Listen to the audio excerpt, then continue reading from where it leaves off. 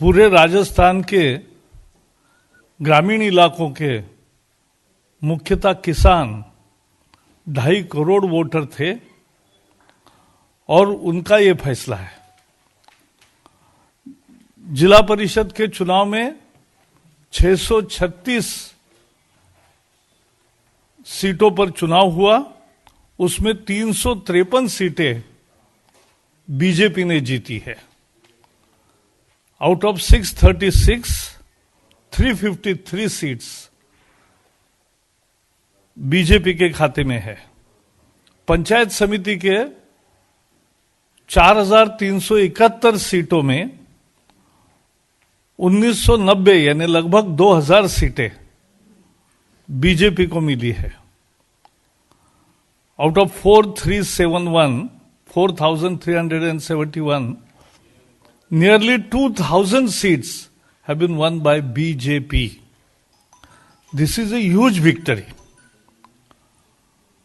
21 जिला परिषदों का चुनाव हुआ, उसमें 14 जिला परिषदों में बीजेपी को बहुमत मिला, 21 में 14, और कांग्रेस को केवल 5 जिला परिषदों में बहुमत मिला है। ब्लॉक पंचायत में 222 ब्लॉक पंचायत के चुनाव हुए, उसमें 93 अभी तक बहुमत पूरा का पूरा बीजेपी को मिला है। I will tell you, as far as zila parishad is concern, out of 14 जिला परिषद, out of 21 जिला परिषद, 14 have been won by BJP and Congress won only 5 जिला परिषद, ZPs. And in block panchayat, BJP has won till now 93 block panchayats out of 222. Trend क्या होता है? राजस्थान की इस चुनाव की कुछ विशेषताएं हैं। विशेषता यह है कि हमेशा ट्रेंड यह रहता है जिसका राज्य में सरकार है वो ये चुनाव जीतता है। 2010 में कांग्रेस की राज्य सरकार थी, कांग्रेस को जिला परिषद 24 जिला परिषदों में सफलता मिली और बीजेपी को केवल 5 जिला परिषद हाथ लगे थे। 2015 में बीजेपी सत्ता में थी तो बीजेपी को 21 जिला परिषदों में सफलता मिली थी और कांग्रेस को केवल 12 जिला परिषदों में सफलता मिली थी। लेकिन इस बार उल्टा हुआ। जैसा मैंने कहा, 21 जिला परिषदों में से 14 जिला परिषद में भाजपा को बहुमत मिला और कांग्रेस को केवल 5 मिले। ये पहले जो ट्रेंड चलता था ये बदल दिया कि मतदाताओं ने। अब मतदाता बीजेपी के साथ है और कांग्रेस ने क्या कुछ नहीं किया, डिलिमिटेशन किया लास्ट मिनट कि ज्यादा से ज्यादा जिला परिषद की सीटें हमें मिले, कांग्रेस को मिले, इसके लिए डिलिमिटेशन का एक्सरसाइज किया, पैसे का जोर किया, सब कुछ किया, लेकिन कांग्रेस की करारी हार हुई। इसमें जैसा मैंने कहा 2.5 करोड़ वोटर में किसान, सभी किसान ही ग्रामीण इलाकों के ही थे, तो सारे किसानों ने वोट दिया है।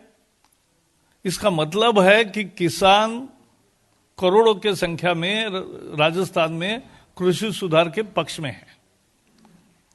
This results vindicates BJP stand on farm reforms because farmers are approving it all over.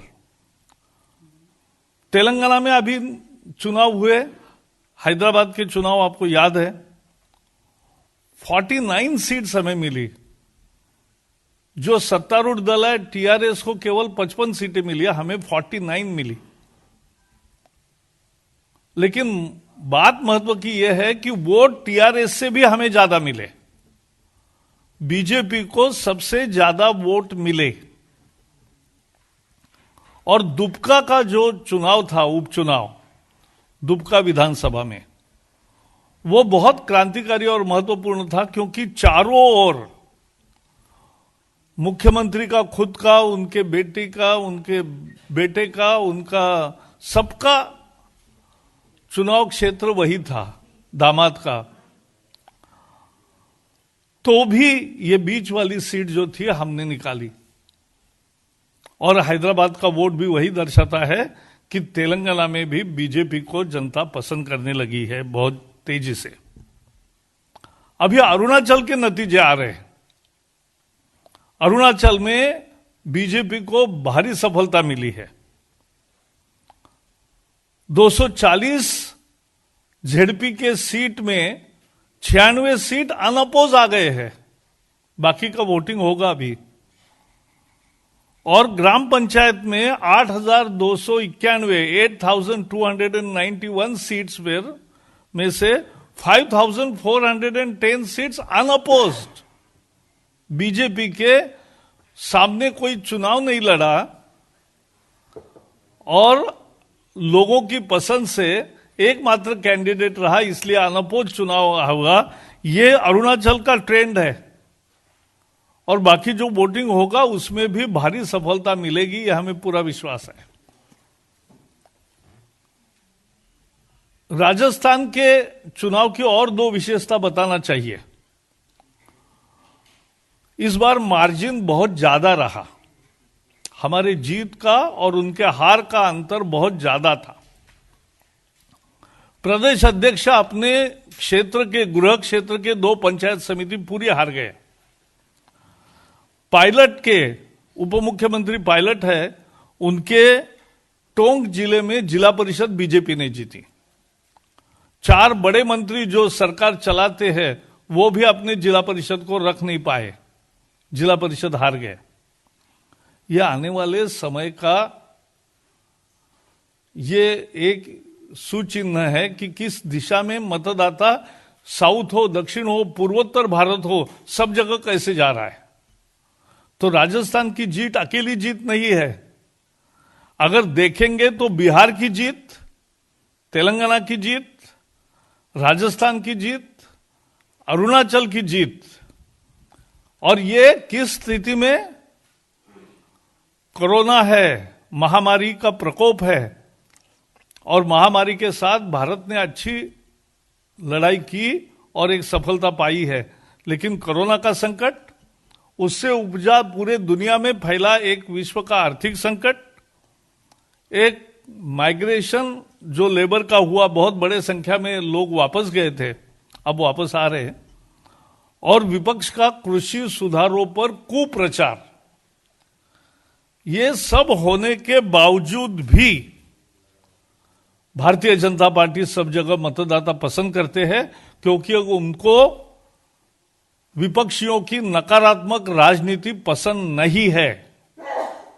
वो देश की तरक्की देखना चाहते हैं और तरक्की मोदी जी के नेतृत्व में होगी, ये उनको विश्वास है। पार्टी के अध्यक्ष जेपी नड्डा जी के कुशल संयोजन में जिस तरह से ये पूरे चुनाव का संचालन सभी जगह हुआ, चाहे तेलंगाना में हो, वहां तो भूपेंद्र जी प्रमुख थे, वहां डेरा डालकर बैठे थे। बिहार में हो, वहां भी भूपेंद्र जी थे। तो आप एकदम लकी मस्कट हो एक हमारे। और राजस्थान में, वो राजस्थान के है ही, और अरुणाचल, यह अरुणाचल में भी शानदार जो सफलता मिली है, इस सबको हमें खुशी है, लेकिन उसका ये राजनीतिक अर्थ है, यह हमें समझना चाहिए। Just to sum up in few sentences, the Rajasthan victory in local body election is phenomenal for BJP, and people, particularly the farmers of rural areas, have given a decisive mandate for BJP defeating the Congress with a large and huge margins. Out of 21 Jila Parishads, BJP has won 14 Jila Parishads and Congress has won only 5. In block panchayats also, BJP has won nearly 100 out of 222, and out of 636 Jila Parishad seats, BJP has won 353 seats, and out of Panchayat Samiti seats, 4,371 seats, elections were held. BJP has nearly won 1990, that is nearly 2,000 seats in these elections. So that's and this is actually reversal of the trend. the trend in Rajasthan used to be that whoever wins the state assembly elections wins the Jilla Parishad elections, followed after 2 years. That happened in 2010 when Congress was there. It happened in 2015 when BJP was there. But in 2020, that trend did not work, and people voted in favor of BJP this time, not in favor of Congress. And Congress did everything, every trick. So this is a farmer's mandate and a vote for farm reforms. In Telangana also, as you know, Dubka by-election and Hyderabad Corporation. And in Hyderabad Corporation, we have won more votes than TRS party, the ruling party. In Arunachal also, our many candidates have won unopposed, and in final election tally will be also a major, huge victory for. And Bihar election results we know all. So be it East, be it Northeast, be it South, or be it Rajasthan North, whatever the direction you go, it is BJP, BJP, BJP. And therefore, Congress, we suppose that despite Corona, despite economic problems, despite migration of laborers, and despite the instigation by opposition parties and misinformation campaign carried out by opposition parties against the farm reforms, people of India are standing behind BJP and are voting for BJP for all reforms of progress and prosperity under the dynamic leadership of Prime Minister Narendra Modi. That's from my side. If you have any question on this first. देखो, उसके बारे में कोई भी फैसला होता है तो आपको बताया जाएगा ही, लेकिन सरकार खुले मन से किसानों के साथ चर्चा कर रही है और लोकतंत्र में चर्चा के द्वारा ही समाधान होता है, यह हमारा विश्वास है और वैसे ही होगा, ऐसा हमें पूरी उम्मीद है।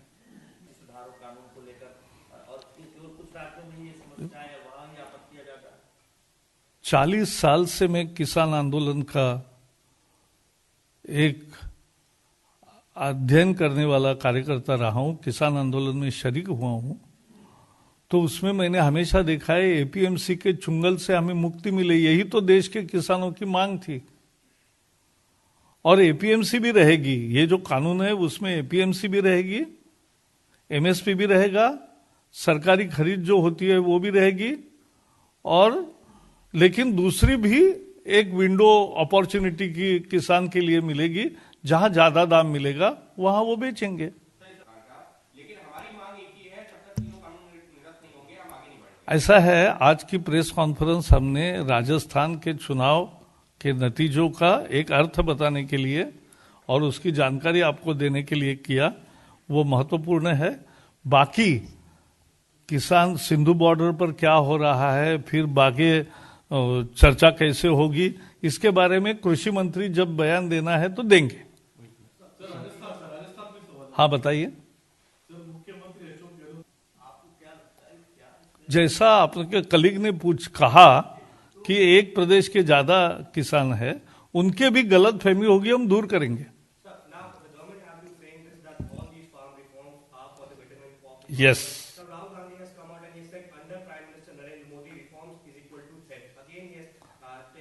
See, I don't want to reply to a non-performing politician.